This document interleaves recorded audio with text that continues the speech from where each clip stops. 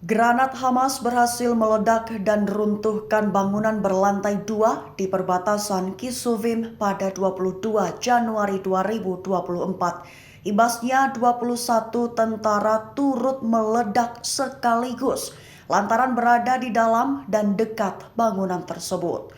Dikutip dari Tribun News pada 24 Januari, melansir dari Anadolu Agency, kabar itu dikatakan oleh juru bicara militer Israel, Laksamana Muda Daniel Hagari. Kini jumlah kematian tentara Israel bertambah. Insiden itu bermula dari tentara Israel yang tengah berusaha menghancurkan infrastruktur militer pejuang Palestina. Namun upaya penghancuran itu dikabarkan Hagari gagal. Lantaran Hamas justru menembakkan granat berpeluncur roket ke tank Israel dan secara bersamaan ledakan menyebabkan bangunan berlantai 2 runtuh. Padahal sebagian besar pasukan dikabarkan berada di dalam dan di dekat bangunan tersebut. Imbas dari ledakan, 21 tentara disebut ada yang tewas dan terluka. Hagari juga mengatakan penyelidikan telah dilakukan atas insiden itu karena ledakan disebabkan juga oleh ranjau yang ditanam oleh tentara Israel meskipun penyebab ledakan belum dapat dikonfirmasi. Mantan Perdana Menteri Israel Yair Lapid kembali lontarkan kritik kepada Perdana Menteri Israel saat ini Benjamin Netanyahu. Di sisi lain, media Israel dikabarkan tengah sibuk tulis berita penenang buntut internal Israel yang sedang kacau tersebut. Dikutip dari Tribun News pada 24 Januari, kabar itu diumumkan oleh Lapid pada Selasa 23 Januari kemarin. Dikabarkan bahwa Israel diguncang kabar puluhan tentara tewas sekaligus hanya dalam waktu 24 jam pada Senin 22 Januari. Itu memunculkan reaksi dan kekacauan dalam internal pejabat Israel. Lapid, satu di antaranya yang mengkritik Netanyahu. Ia mengatakan bahwa kekacauan itu disebabkan lantaran Netanyahu tidak mengeluarkan sandera terlebih dahulu. Lantaran menurut Lapid, jika Netanyahu ingin memuluskan tujuannya melenyapkan Hamas, maka jalan terbaik adalah mengeluarkan para tahanan terlebih dahulu. Kekacauan itu terjadi lantaran pejabat Israel mulai khawatir dengan potensi terbunuhnya sandera yang masih ada di jalur Gaza. Menurutnya, pemerintah Netanyahu tak mampu mengatur perang dengan baik dan diperparah dengan kebocoran informasi yang terus-menerus terjadi. Rudal dan roket Hizbullah kembali bersarang ke wilayah Israel pada 23 Januari 2024 kemarin. Target serangan Hizbullah kali ini adalah pangkalan kontrol lalu lintas udara Meron, Israel. Tak sebatas itu, 15 peluru kendali anti-tank Hizbullah juga sukses menghantam Al-Jalil dan membunyikan sirene di sana. Dikutip dari Tribun News pada 24 Januari, kabar itu disebutkan dalam laporan media Lebanon kemarin. Dikabarkan dengan serentetan serangan Hizbullah yang berhasil hantam beberapa wilayah Israel justru menunjukkan kerentanan pertahanan Israel. Dalam sebuah pernyataan, Hizbullah mengumumkan bahwa mereka meluncurkan sejumlah besar roket dan rudal ke Meron yang terletak di puncak Gunung Al-Jarmak. Media Israel melaporkan serangan itu berimbas listrik padam di sekira 8 km dari garis penarikan Israel. Sedangkan sirine dibunyikan di beberapa daerah di sentral Al-Jalil. Buntut sedikitnya 15 peluru kendali anti-tank menghantam lokasi tersebut. Diketahui serangan itu terjadi sebelum pertemuan kabinet perang Israel yang seharusnya diadakan di permukiman Israel Utara.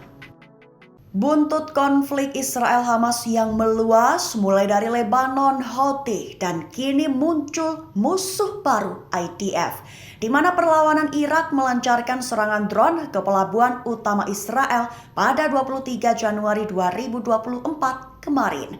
Dikutip dari Tribun News pada 24 Januari, melansir dari pernyataan yang dikeluarkan perlawanan Irak. Serangan itu terjadi hanya beberapa jam setelah beberapa serangan udara, yaitu 2 tembakan rudal juga menghantam pangkalan Amerika Serikat di Irak dan Suriah.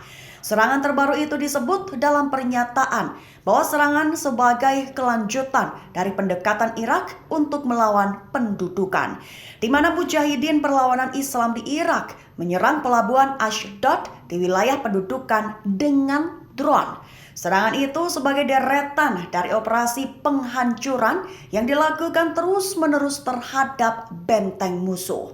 Selain itu, Irak juga mengklaim tanggung jawab atas serangan ke pangkalan Ain al-Ashad di Irak Barat juga dengan menggunakan pesawat tak berawak.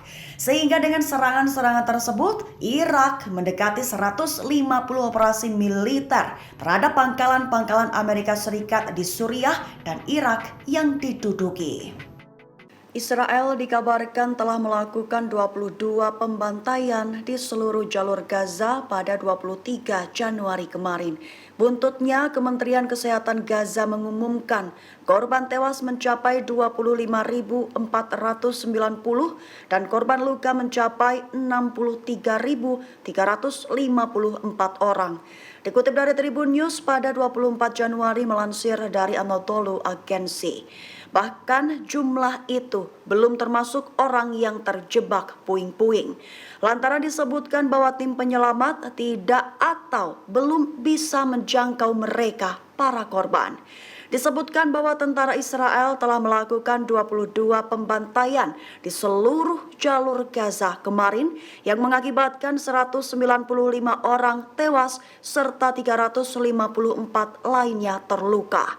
Perlu diketahui saja, menurut Perserikatan Bangsa-Bangsa, ada sekira 85% warga Gaza terpaksa mengungsi. Selain itu, dilaporkan juga ratusan ribu warga Gaza sudah tidak memiliki tempat berlindung. Kini bantuan yang mengalir ke Gaza pun berkurang hingga lebih dari setengahnya dibandingkan dengan ketika sebelum perang terjadi. Brigade Qassam klaim pejuangnya yang meledakkan bangunan berlantai 2 yang berisi puluhan tentara Israel. Walaupun IDF belum memberikan pernyataan penyebab pasti ledakan, apakah karena ranjau tanamnya atau bom Qassam. Dikutip dari Tribun News pada 24 Januari melansir dari Intercept, juru bicara IDF mengatakan bahwa pasukan komando Hamas menembakkan granat berpeluncur roket ke tank Israel di dekat lokasi tentara memasang bom. Sehingga ledakan menyebabkan reaksi berantai yang menyebabkan bangunan runtuh. Padahal sebagian besar tentara Israel masih berada di dalam dan dekat bangunan tersebut. Lanjut Hagari, menurutnya salah satu rudal tampaknya mengenai ranjau tanam mereka sendiri. Namun pada Selasa 23 Januari kemarin, Brigade Qassam merilis pernyataan menggambarkan serangan yang konsisten. Meskipun pernyataan IDF tidak jelas mengenai penyebab pasti ledakan di dalam bangunan tersebut. Namun Brigade Qassam mengatakan bahwa para anggota pejuangnya lah yang menargetkan bangunan tersebut yang menyebabkan ledakan amunisi dan peralatan teknik IDF.